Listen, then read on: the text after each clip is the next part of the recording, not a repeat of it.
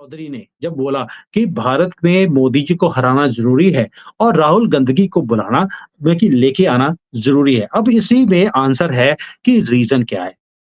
जैसे हम चाहते हैं कि पाकिस्तान में गंदगी कभी भी बंद ना हो, वो भी चाहते हैं कि भारत में अगर कोई गंदगी फैला सकता है, तो राहुल इसलिए तकलीफ है कि भारत आँखें दिखाता है चाइना को, बेशक वो डोकलाम हो, बेशक वो बॉर्डर के ऊपर हो, बेशक वो ट्रेड हो, बेशक इनका मुँह काला करना हो, किसी भी बड़े प्लेटफ़ॉर्म्स के ऊपर भारत रुकता नहीं है, बेशक आपके पीछे क्यों पड़ी हैं। पाकिस्तान के बारे में हमें बताने की ज़रूरत नहीं है। मोदी जी का एक ही नारा था, मैं इन्हें भीख का कटोरा लेकर दुनिया में जाने के लिए मजबूर कर दूँगा। क्या वो वादा पूरा किया? तो आंसर इज़ येस। तो मोदी जी जो अब जो करते हैं वो तो जो बोलते हैं वो करते ही पप्पू है, उनको भी समझ आ गया कि भारत में पप्पू ही है। तो मुझे कहीं शक भी था।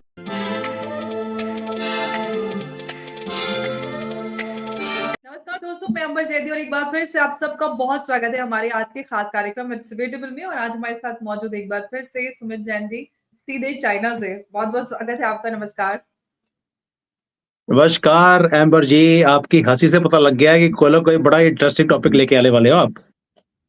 आज फॉर अ चेंज आज हम आपकी ससुराल की चुगली नहीं करेंगे। आप थोड़ा-सा हाँ? आपके ससुराल के जो दोस्त हैं ना, उनकी चुगली करेंगे थोड़ा-सा ससुराल के रिश्तेदार, यू नो? चलिए।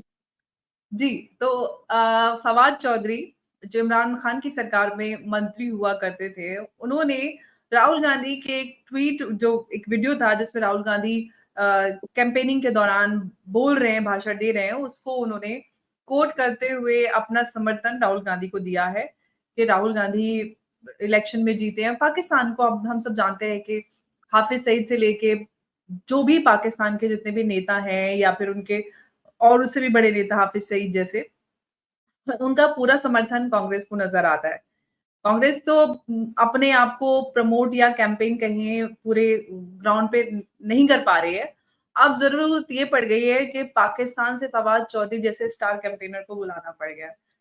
क्या देख रहे हैं ये जो रिश्ता है, क्या कहलाता है? देखिए, पहली बात तो एम्बर जी, इसमें कोई शक नहीं है कि इनके पास खुद के पास कार्यकर्ता नहीं है। सारे कार्यकर्ता छोड़-छोड़ कर भाग रहे हैं कांग्रेस के। और इनका स्टार कैंपेनर पाकिस्तान वालों का बुलाया है। अब इसमें भी मुझे लगता है कि कोई और शक नहीं रहा। इसके बाद हाफ़िज़ सईद भी आने वाला है मैदान में और इनका जो आर्मी चीफ है वो भी बोलेगा कि राहुल गांधी को बुलाना अति आवश्यक है। भारत के अंदर। मोदी नहीं आना चाहिए। इसने भी ये डब्बू बोलते हैं इसको और आपको मालूम है कि ये स्पोर्ट्स का मिनिस्टर भी रहा है इसलिए जैसे ही पुलिस को देखता है तो भागना शुरू कर देता है, बिल में जाने की कोशिश करता है लेकिन इसे जैसे जानवर को उठा के लेके जाते हैं वैसे ही इनको उठाकर लेके गए थे। मैं उस जानवर का नाम देना नहीं चाहता हूँ क्योंकि इसकी कौम जो है इनकी, उसमें सबसे ज़्यादा पैदावार उसी जानवर की होती है और एक्सपोर्ट भी ये वही जानवर को ज़्यादा करते हैं। अब इसने टीवी 9 पे ऊपर आकर भी बड़े उल्टी-सीधी बातें बोली कि मोदी को हराना बहुत ही ज़रूरी है। आप सोच के देखिए, पाकिस्तान को भारत में कौन जीतता है, कौन नहीं जीतता, इसकी परवाह क्यों हो रही है? मैं इसका उदाहरण आपको देता हूँ अपने एक एग्ज़ाम्पल के साथ, कि जब इनके कंट्री में इलेक्शंस हो रहे थे, तब मैंने भी उनके टीवी चैनल्स के ऊपर जाकर एक खुलासा किया था कि भई इनके यहाँ पर जो इमरान खान है, इसका आना बहुत ही ज़्यादा ज़रूरी है और इसलिए हमने उसको फंडिंग भी करी थी, ताकि वो आकर पाकिस्तान के टुकड़े कर दे।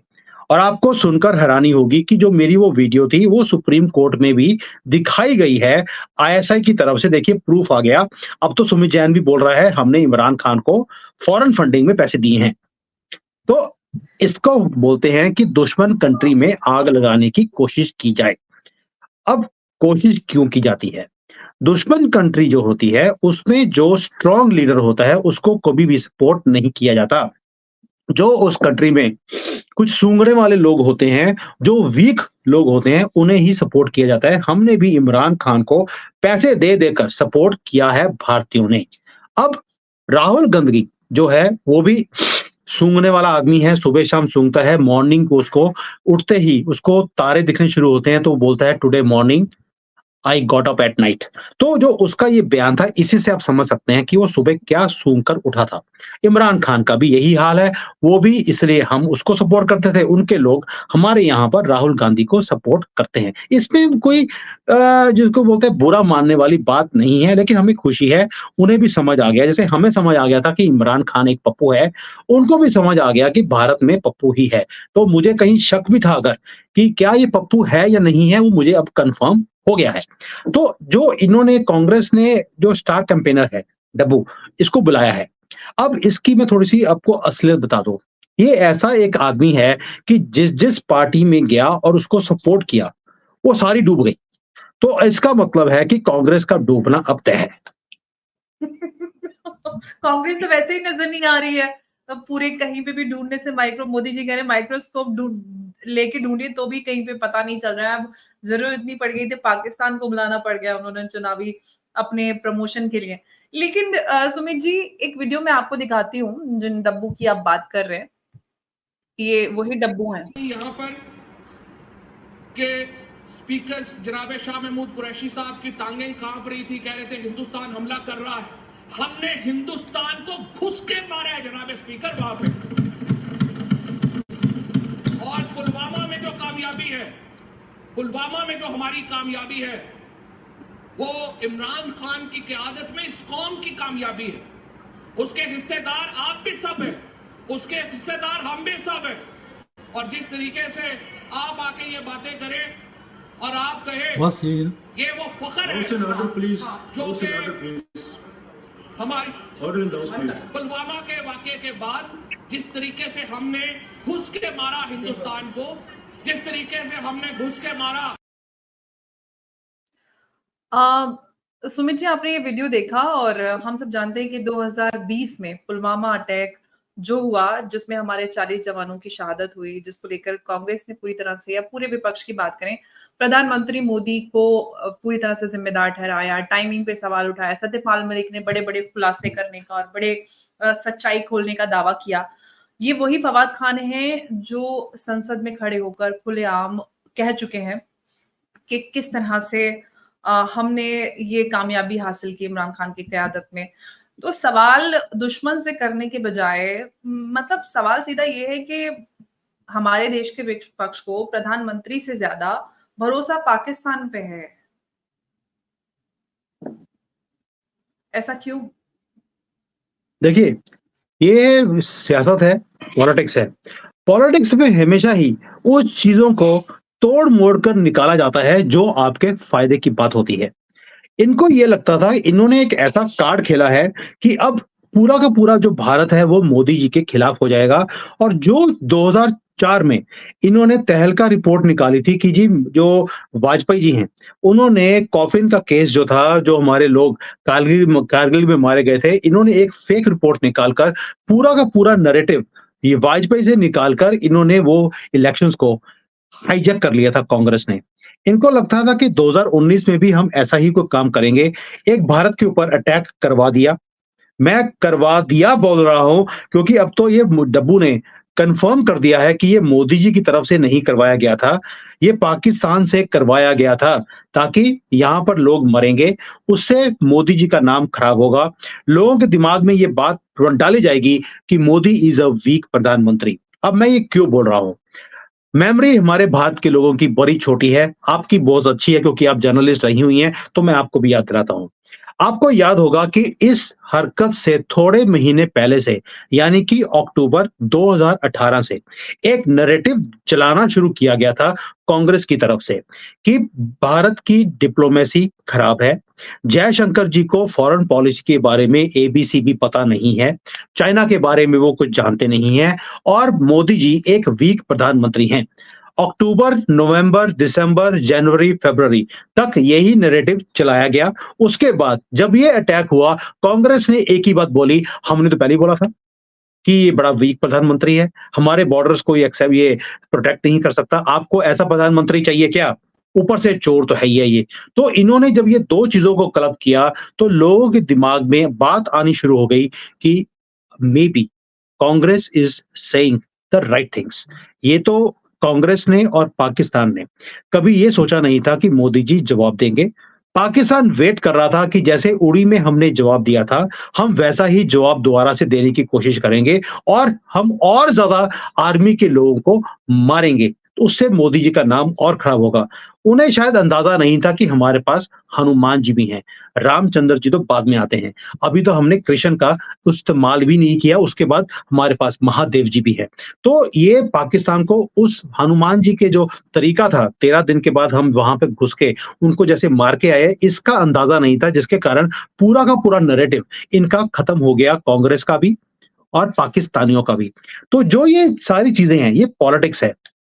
कांग्रेस ने बहुत ही गंदा कार्ड 2019 में पाकिस्तान के साथ मिलकर खेला था, मोदी जी को घेरने के लिए। अगर ये मोदी जी जवाब नहीं देते, तो ये गेम हमारे अगेंस्ट चली जाती और ये कांग्रेस की गंदी फैमिली दोबारा से हमारे ऊपर राज करते और हमारे सर के ऊपर बैठ के तांडव डांस करते, जैसे इन्होंने 2004 से 14 तक किया था। तो ये पॉलिटिक्स है, आपको समझनी पड़ती हैं चीज़ें। कई चीज़ें उस वक़्त समझ नहीं आती, बाद में आती हैं। इसीलिए मुझे लगता है भगवान ने एम्बर ज़ायदी और सुमित जैन को इकट्ठे बिठाया हुआ है आज की डेट में। जी, बिल्कुल, लेकिन फिर भी देखिए हम बात करते हैं भारत की बात करते हैं, किसी सरकार किसी भी पार्टी की बने, लेकिन उद्देश्य ये होता है कि हम देश चलाएँ, देश को मजबूत करें, देश की जनता को आगे ले जाने का कार्य करें। लेकिन हम जब भी अपने विपक्ष की बात करते हैं, देखिए पॉलिटिकल आपकी आइडियोलॉजी अलग हो सकती है, आपका काम करने का तरीका अलग हो सकता है। लेकिन जिस तरह से राहुल गांधी को लगातार हम देखते हैं, वो प्रधानमंत्री को लेकर जिस तरह के शब्द, जिस तरह की भाषा अमर्यादित तरीके से वो उनको एड्रेस करते हैं, कहीं न कहीं बड़े सवाल होते हैं और उससे ज़्यादा तो वो आतंकियों को वो इज़्ज़त दे देते हैं, जी लगा देते हैं। तो जिस तरह से राहुल गांधी काफ़ी सालों से कई सारी यात्राएँ उन्होंने की, हालाँकि वो यात्राएँ पूरी तरह से फ्लॉप रहीं, जनता के दिलों तक पहुँचने के लिए। सवाल ये है कि ऐसे में एक तरफ प्रधानमंत्री मोदी जो जनता के दिलों पे राज करते हैं, दूसरी तरफ राहुल गांधी जो कि मतलब अभी तक टच ही नहीं कर पाए जनता की नब्ज। कहाँ देख रहे हैं दोनों को आप अभी आने वाले चुनाव में? देखिए फवाद चौधरी ने इसका आंसर दे दिया है। फवाद चौधरी ने बोला कि Rahul Gandhi is on fire. मुझे लगता है कि राहुल गांधी के तशरीफ में से फायर निकल रही है और वो फवाद चौधरी को दिख गई है। तो दैट मीन्स कि राहुल गांधी रॉकेट की तरह यहाँ से उड़ने वाले हैं। उनका ऑलरेडी तशरीफ में से आग निकलनी शुरू हो गई है। रॉकेट में से भी जब निकलना होता है, उसमें शूट करना होता है, तो वो भी पूरी आग बरसता है। तो राहुल गांधी के ऊपर से भी और तशरीफ में से भी आग निकलती दिख रही है। किसको? फवाद चौधरी को। और ये जैसे ही 4 जून आएगा, आपको दिखेगा कि ये पहले तो इमीडिएटली उड़ेगा यहाँ से रॉकेट की तरह, बैंकॉक जाकर आएगा, मेडिटेशन करेगा, ध्यान करेगा वहाँ बैठकर, क्योंकि पूरी दुनिया में इसे सिर्फ बैंकॉक दिखता है ध्यान संध्या के लिए, क्योंकि ये संध्या को ही ध्यान लगाता है, सुबह-सुबह नहीं लगाता।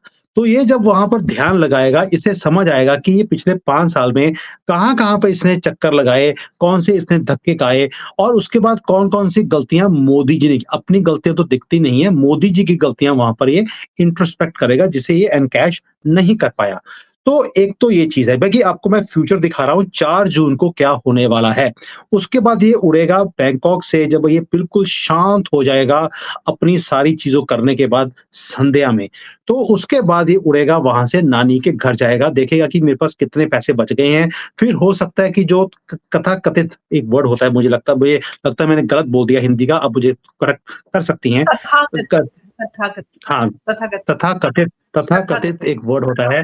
ये तथाकथित इसकी जो वाइफ़ है यूके में, जहाँ पर इसकी अपनी कंपनीज़ भी हैं राहुल विंची के नाम पर, ये वहाँ जाकर फिर देखेगा कि मेरे कितने पैसे बच गए हैं, कौन से घर रह गए हैं, कौन से बेचने हैं अगले इलेक्शंस में पैसे लगाने के लिए। क्योंकि भारत में तो ऑलरेडी इसकी दुकानदारी बंद हो ही चुकी है। इसीलिए जो ये आपको धुआँ दिखता है फवाद चौधरी को इनके तशरीफ में से निकलता हुआ, वो रीज़न है। तो 4 जून की मैंने आपको पिक्चर दिखा दी कि क्या होने वाला है। As far as Modi ji is concerned, आपके कमेंट में आपने बोला कि मोदी जी दिलों में राज करते हैं। लोगों ने दिल से निकाल कर आँखों की पलकों पे बिठाना है उनको, मुझे ये दिखता है। क्यों? उसका रीज़न है। There is nothing great about Modi ji when it comes to looks. Looks में तो राहुल गांधी बहुत ही अच्छे लगते हैं। ऐसे लगता है कि शायद जैसे उन्होंने आजकल वेशभूषा बनाई हुई है, माला डाल लिया, बड़ी-बड़ी दाढ़ी रखी है, व्हाइट कुर्ता होता है, बीच में थोड़ा-सा परना-पुरना भी डाल लेते हैं कभी पीले रंग का। ऐसे लगता है कि साक्षात रामचंद्र जी खुद ही आकर ध्यान संध्या कर रहे हैं, शिव भगवान की। तो जो लेकिन मोदी जी हैं, उनका काम डिफरेंट है। उन्होंने ऐसा कुछ भी काम नहीं किया जिसमें अपनी छवि को इंक्रीज़ करने का काम किया हो। उन्होंने काम किया भारत के लिए। उनके लिए भारत सुप्रीम है। उन्होंने कभी भी अपनी फैमिली के लिए नहीं सोचा है, अपनी इमेज के लिए नहीं सोचा है, भारत की इमेज के लिए सोचा है। मैं उसको कैसे एक्सप्लेन कर सकता हूँ?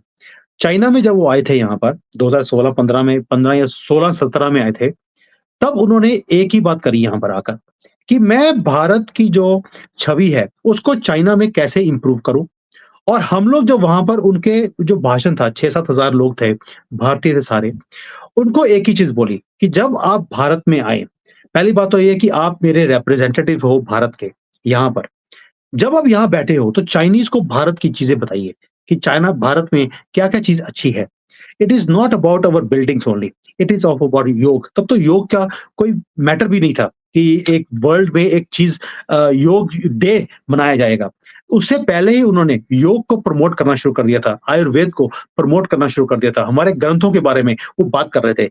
अब चाइनीज़ को हमारे कल्चर, हमारा खान-पीन, हमारी भेष-भाषा जो सारी चीज़ें होती हैं, इसके बारे में बताइए।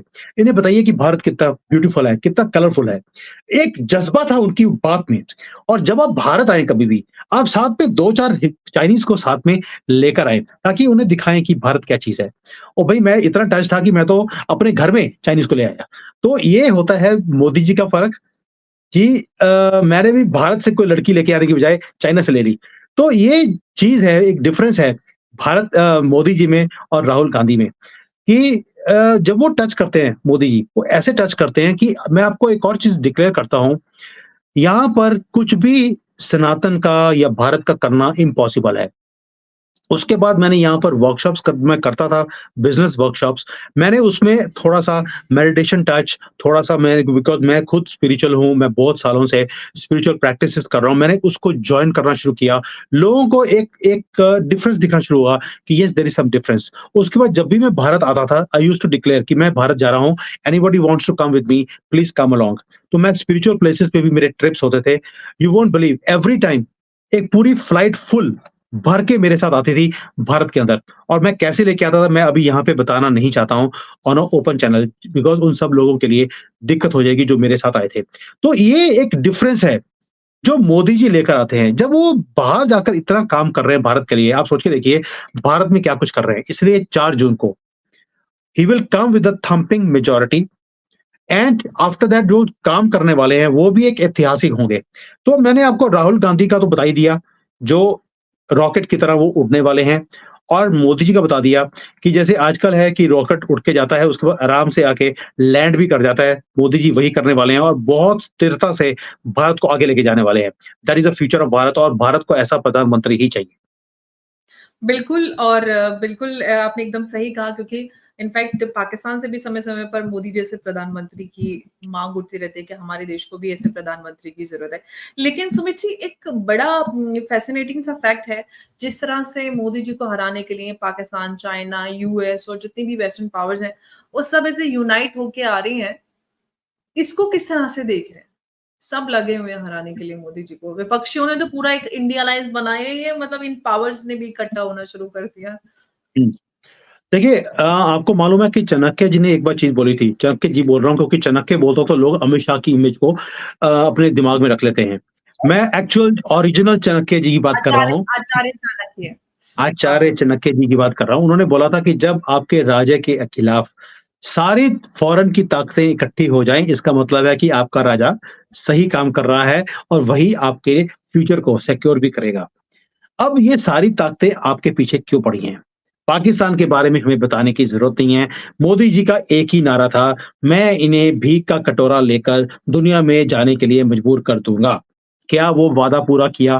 तो आंसर इज़ येस। मोदी तो जी जो अब जो करते हैं वो तो जो बोलते हैं वो करते ही करते हैं। वो तो करते ही हैं मैनिफेस्टो और जो नहीं बोलते वो तो एकदम पक्का करते हैं। डेफिनिटली करते हैं। डेफ़िनेटली करते हैं। तो पाकिस्तान के तो जो रोना और धोना, ऊपर से रोना और नीचे से धोना, वो लगातार रहेगा ही रहेगा, वो रुक नहीं सकता। As far as China is concerned, अब चाइना को मोदी जी से तकलीफ क्या है? अब आप याद रखिए कि जब कांग्रेस की सरकार थी, 2008 में बेशर्मी से एक एग्रीमेंट किया जाता है, उसके बाद हमारे भारत की जितनी भी इंडस्ट्री है उसका भट्ठा बैठ जाता है और सारी की सारी मार्केट टेक ओवर हो जाती है with cheap low quality Chinese products. मतलब कि आपने कुछ ना कुछ करके मुझे अपने ससुराल की निंदा करने पे लेके आना ही होता है। आपने वो काम कर दिया दोबारा से, कोई बात नहीं। तो यहाँ से जो चीप लो क्वालिटी प्रोडक्ट्स थे वो सारे के सारे डंप किए गए भारत में और हमारी मार्केट का बुरा हाल कर दिया। ये हुआ था 2008 के एग्रीमेंट में। लेकिन मोदी जी ने आने के बाद आहिस्ता-आहिस्ता उस चीज़ों को रिवर्स करना शुरू किया। अब 2020 से हमने देखा कि पहले ग्राउंड वर्क बनाया गया, उसके बाद इनके सारे ऐप बंद कर दिए। इनके फिनिश्ड प्रोडक्ट्स को इंपोर्ट करना बैन करा दिया गया है, एक-एक करके जो इनकी मेजर इंडस्ट्रीज़ हैं। यस, हमारा ट्रेड बढ़ रहा है विद चाइना, लेकिन सिर्फ रॉ मटेरियल्स आ रहे हैं। अब फिनिश्ड गुड्स की यहाँ पर आना बंद हो गया है। अब चाइना को इसलिए तकलीफ है कि भारत आँखें दिखाता है। चाइना को बेशक वो डोकलाम हो, बेशक वो बॉर्डर के ऊपर हो, बेशक वो ट्रेड हो, बेशक इनका मुँह काला करना हो, किसी भी बड़े प्लेटफ़ॉर्म्स के ऊपर भारत रुकता नहीं है। बेशक वो टेररिस्ट को सपोर्ट की बात ही क्यों ना हो, now we speak on their face. China को ये तकलीफ है ऑन मल्टीपल फ्रंट्स। अमेरिका को तकलीफ ये है कि उन्होंने दादागिरी दिखाई है हमेशा ही भारत को और उन्होंने वो टाइम देखा है जहां पर हमारे प्रधानमंत्री जाकर पहले उनके कदमों पे, उनके जूतों के ऊपर मनमोहन सिंह हो, राहुल गांधी हो, सोनिया गांधी हो, जाकर उनके जूतों को चूमते थे। उसके बाद बोलते थे, हाँ जी बसर, आप बताइए हमने क्या करना है। हमने वो सारे टाइम देखे हुए हैं और मनमोहन सिंह को तो हमने यूनाइटेड नेशंस में जाकर जब हमारे ऊपर अटैक होते थे, ये जाकर बोलते थे, देखिए अमेरिका जी, पाकिस्तान ने हमारे ऊपर अटैक कर दिया है। आप इन्हें बताइए कि हमारे ऊपर अटैक ना करें। बल्कि ऐसी लैंग्वेज यूज़ की जाती थी अमेरिका के सामने, तो वो एक सुपीरियॉरिटी कॉम्प्लेक्स अमेरिका से जाता नहीं है। और मोदी जी हैं, उन्होंने खुद तो बोलते नहीं हैं, एक छोटा-सा आदमी रखा हुआ है जयशंकर नाम का, उसको भेज देते हैं और वो वहाँ जाकर जैसे चपेड़ मारकर आते हैं, उन्हीं के देश में बैठकर, ओ भई पिछले 5 साल पहले चपेड़ मारी थी, उसके निशान अभी भी उनके चेहरे के ऊपर आपको साफ दिखाई देते हैं। गोरों के मुँह पे वैसे भी चांटे के निशान जल्दी से जाते नहीं हैं, रंग के कारण। तो इसलिए अमेरिका को जो थोड़ी-सी तकलीफ होनी तो लाज़मी है। तो इसलिए ये सारे के सारे जो देश हैं इकट्ठे होकर मोदी जी को हराने में लगे हैं। अब आप सोच के देखिए, जो ये फवाद चौधरी है, मैं दोबारा से, क्योंकि अब टॉपिक थोड़ा-सा बड़ा फ़ेवरेट आदमी लगता है फवाद चौधरी। तो फवाद चौधरी ने जब बोला कि भारत में मोदी जी को हराना ज़रूरी है और राहुल गंदगी को बुलाना बल्कि लेके आना ज़रूरी है। अब इसी में आंसर है कि रीज़न क्या है? जैसे हम चाहते हैं कि पाकिस्तान में गंदगी कभी भी बंद ना हो, वो भी चाहते हैं कि भारत में अगर कोई गंदगी फैला सकता है तो राहुल गंदगी ही है। तो इसको लेके आना बहुत ही ज़रूरी है। कल मैं एक शो कर रहा था, लाइव शो था शाम को, तो एक जिहादी पाकिस्तान का, क्योंकि वहाँ पर 25 करोड़ जिहादी ही रहते हैं, उनमें से एक जिहादी, मुझे नहीं पता कि बड़ा था कि छोटा था, लेकिन उसने आके भी बोला कि इंशा पता नहीं क्या होता है उनका, कि इसके हिसाब से भारत में जो अगले वज़ीर-ए-आज़म होंगे वो राहुल गंदगी होंगे। तो वो भारत किसने वर्ड कहा? नहीं यूज़ किया था। गुड, आई डोंट इंशा। Know what the word, there is some word they use, I do not know what it is, शायद इंशा जय श्री राम होगा। तो उसने वो वर्ड यूज़ किया, उसने बोला कि अगला प्रधानमंत्री राहुल गंदगी होगा। तो मैंने बोला यार क्या पाकिस्तान में इलेक्शंस आने वाले हैं क्या? कि आपने ऑलरेडी डिक्लेयर किया कि ऑलरेडी आपने, क्योंकि इलेक्शन तो होते नहीं है, सिलेक्शन ही होती है और इनके आर्मी चीफ ने भी शायद डिक्लेयर कर दिया है कि हमने सारे एक्सपेरिमेंट अपनी कंट्री में करके देख लिए।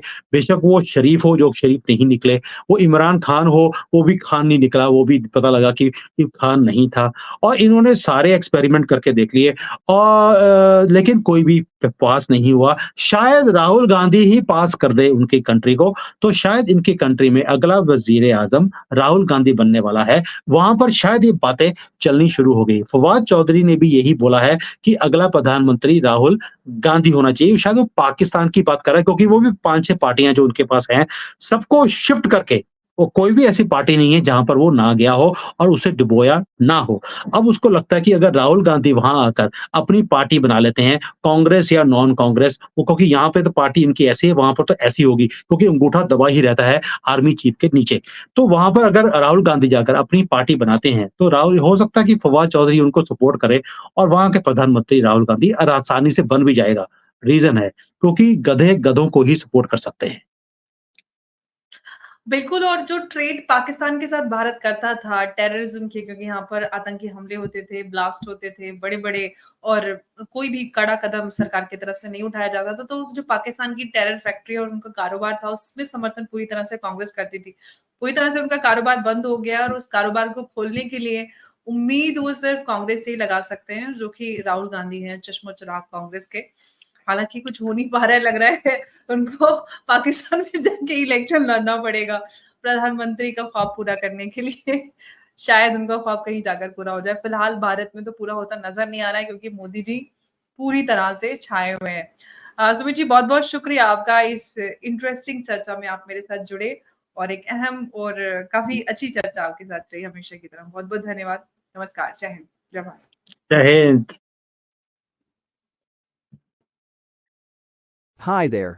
If you liked the video, please don't forget to smash the like button, subscribe to our channel, and activate the bell icon so that you receive all notifications whenever we upload a new video. Thanks for watching.